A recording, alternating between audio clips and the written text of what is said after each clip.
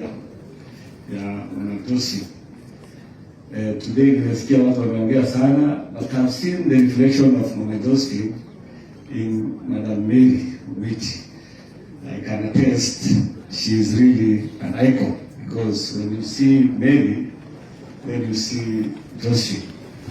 Na sisi kama Council of Governors, we are proud of Mary Witi, who is an astute public servant ambaye anahudumia Wakenya kwa ushupavu. Ungeniruhusu Mheshimiwa Gavana wa Tharaka niseme tu jambo hili. Jambo ya kwanza, ningependa kuomba wananchi wa Kenya, hasa wa Kristo, saa zile tunaenda kwa mazishi, mahali watu wanaomboleza, mahali familia inalia, usilete siasa hapo. Hiyo ni tabia mbaya, na lazima kama Wakenya tukemee hiyo tabia. The very bad habit. Watu wanalia kwa uchungu, kwa unaleta siasa ya kiupuzi ambayo haina nini? Haina maana yote. Si siasa iko na wakati yake. Si ndio? Kila wakati ya siasa lazima tupige nini?